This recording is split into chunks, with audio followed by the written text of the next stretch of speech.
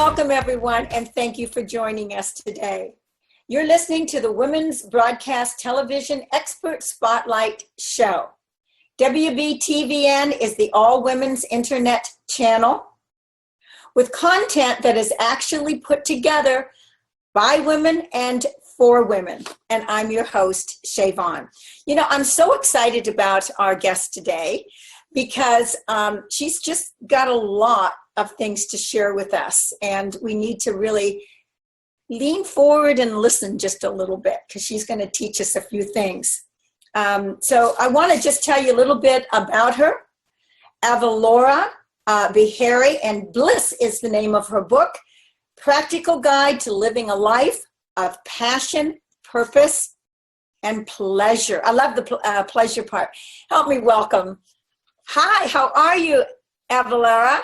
Hello, thank you so much for having me. I'm so happy to be here. Well, I'm so excited about it. You know, one of the things that I want to do before we really get into the book and everything, tell me a little bit about yourself growing up. What was your, childhood, and what got you to where you currently are right now? Ooh, well, that could be the whole talk. Good. Well, that's it, because I always feel, when I listen to other interviews, I'm like, wow, I'd love to know what that background. Yeah. They get there because they always start talking from, well, here's where I am right now, and I've written this book, and this is what this book is all about. And sometimes you kind of get, a peek into the past. But I want to hear it all. I'm that girl that just wants to know, how did you get to where you are? You're a beautiful girl. You've written this powerful book, and you've got so many great things to share with us. So tell me. Yeah, I'm like you. I like to know the person as well. So I appreciate that. All right. I'm originally from Connecticut, born to, my parents were first generation college, and they were both from other parts of the world as well. So my father is from Atlanta, my mom was from Oklahoma. So it was really weird kind of growing up in Connecticut because we had no family there. They went to Wesleyan University, they got married, and they stayed. And so essentially, we were the only kind of Gaithers that were in Connecticut. So it was really cool. I'm the first child, and my parents like to say that I was always very stubborn and obstinate. They're like, where did this child come from? You're nothing like us, and they were young, when they got married and had me. They were like 21. So they were like, what do we do with this child? Like, right. Right. Some of us just have kids like, where did these genes come from? I didn't realize that they were in the bank, Exactly. So, really from the start, I was always very different, unique, kind of walked to the beat of my own drum, did the things that I thought they should be, the way that I thought they should be done. And not everybody agreed with that, not my parents. But what I can say is that they were always supportive of me. And they always listened, even though they did not understand all the time. And that has continued to this day. Even being an entrepreneur now for almost 11 years, my parents are like, you have a master's degree, get a job. Like, what are you doing?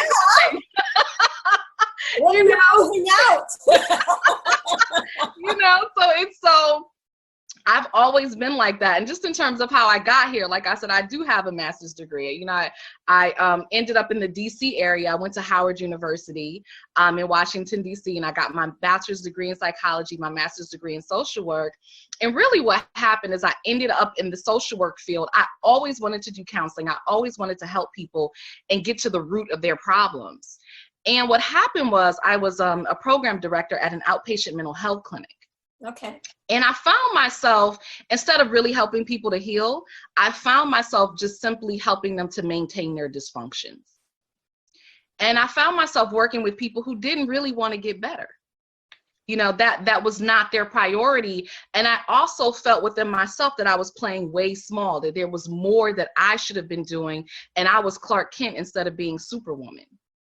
So I was, in this sort of desperate place, feeling very depressed, feeling miserable, feeling like I had worked so hard, got my degrees. I did everything that everybody told me to do, but I wasn't happy. And I wasn't feeling fulfilled. And I felt like, God, there's got to be more to life than this. Like, this just cannot be all that is about.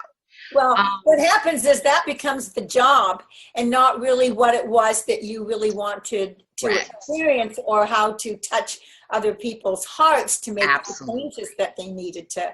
Yeah. I wanted to make an impact in a major way, and I simply was not doing it. Right. I wasn't doing it. And so what happened for me was, you know, kind of like a lot of the people that I serve, is that I kind of felt like I know that there has to be more to life, but I don't know what to do to get there. Okay. You know, I just didn't know. There was no model for me. You know, this was it. You go to school, you get your degree, you get a job, and you work that job, you know, for 30 years and you retire. That, you know, that was the old model. Exactly. And that I knew that that was not going to work. I was very clear that this was not the industry for me. And well, let me ask you something, not to cut you off, but is that what you actually saw where your parents were concerned? Did both of them worked? Absolutely. And so your role model was exactly what you explained.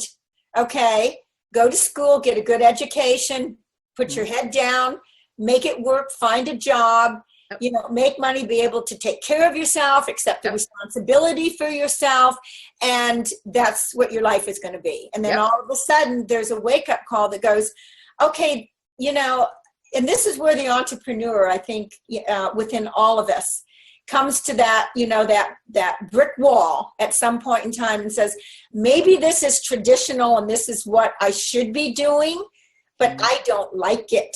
That's right. Now, how can I step outside of that and make a difference, not only for myself, but also for other people? Yeah. And what is it that I need to change, and be not fearful of that change, to be happy doing what I love? Yeah. And for me, it wasn't even, I don't like it. For me, it was, I'm suffering.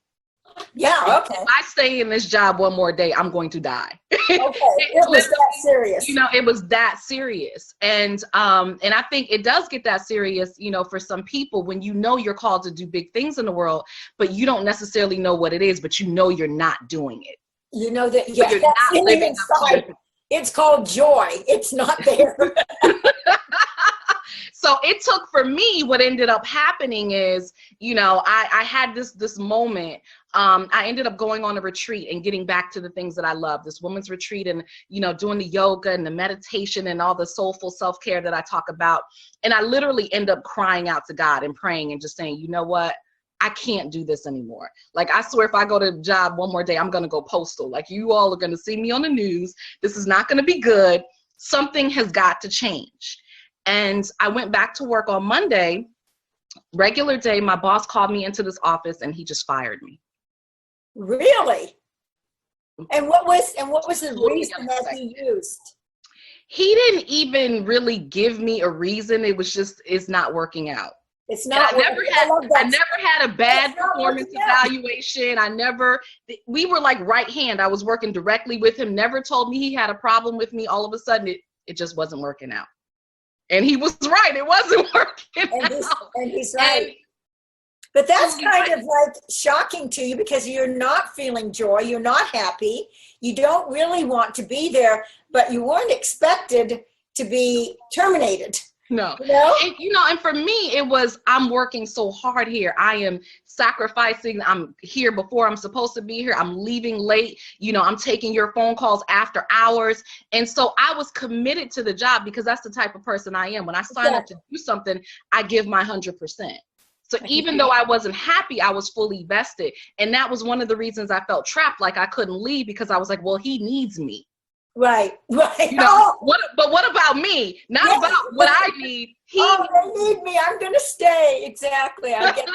So when I was released, I said, you know, at first ego was very upset. Like, oh my God, how dare you? I've never been fired from a job in my life. You're talking about overachiever perfectionist here. I got it. And then spirit kicked in and said, Avalaura, this is exactly what you asked for. This is what you needed.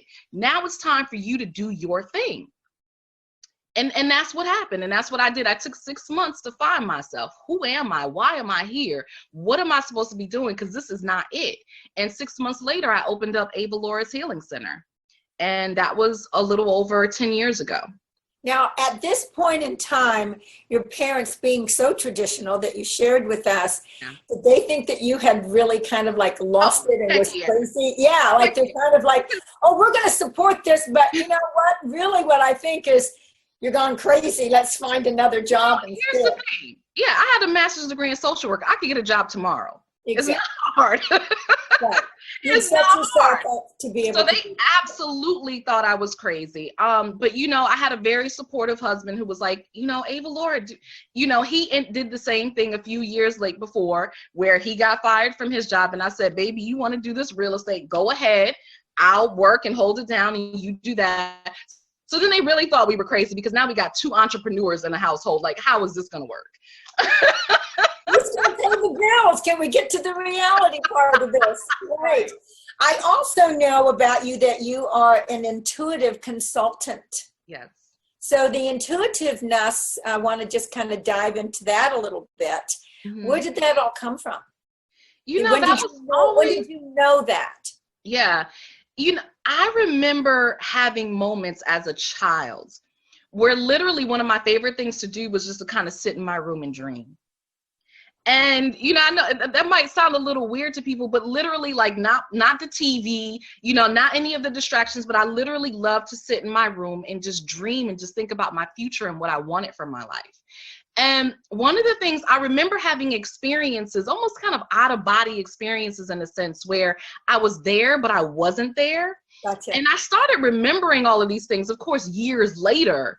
I had kind of forgotten them because it wasn't something that was ever, well, Avalaura, you know, you have a gift, or, you know, Avalaura, I found out later, my grandmother, who I'm named after, whose name was Laura, also had gifts, and she would do readings for people. And, you know, my mom said she would send letters to people and tell them, this is what I've seen for you. I never knew any of that. Right. None of that was ever fostered. So it wasn't until I became an adult. And I always knew I was always very intelligent. I was always very wise. I didn't know that some of that came from intuition, though. But when I started doing that work, when I took that 6 months, that's when I started discovering more about my gifts and who I was. And so really taking that time and doing the work that I tell my clients, you got to do that inner work. Yeah, you definitely have to do that inner work, and you've got to believe in yourself and have the self-esteem for what you're doing to you know, propel you forward, because Absolutely. you don't want to go backwards. There's no going, you know, backwards. So now you've got 2 people in the house. Your husband, obviously, real estate. Mm-hmm. So, you know, if he's not out there listing properties or working at it, he's not going to get paid. He pays himself because he's an entrepreneur, and he's picked an industry that he may love, but only he's going to make the money or he's not going to make the money. Yes. There's no salaries on that. So that's right. I know that from firsthand. Yeah. So tell me, how did you get to the point of putting this book together that you've written? And tell me a little bit about the book. Why should somebody buy this book and read it? Yeah, so I actually have 2 books, and I think you all see Power. That was my first book. And that one was really all about how to get out of the storm. When you're in this dark place, when you are in the valley, how do you wake up to live another day and not give up? I think everybody wants to know that. So I'm just going to say right now, they need to buy this book and read it. Because if it's going to tell them how to find their own power, to make their own choices and their own decisions, that's what you're really talking about. Yes. And so that was Power. And then after that, then Bliss came, because then Bliss was all about, all right, now you've gotten out of the valley. You've gotten out of that dark space. How do you live the life that you really want to live? You know, how do you embrace all that you are for your most incredible life, doing the work that you love and being able to get paid from it? Right, absolutely. And tell me a little bit about where can they go to be able to, on your website, to find it, or to buy my website at avalaura.com. It's just my first name.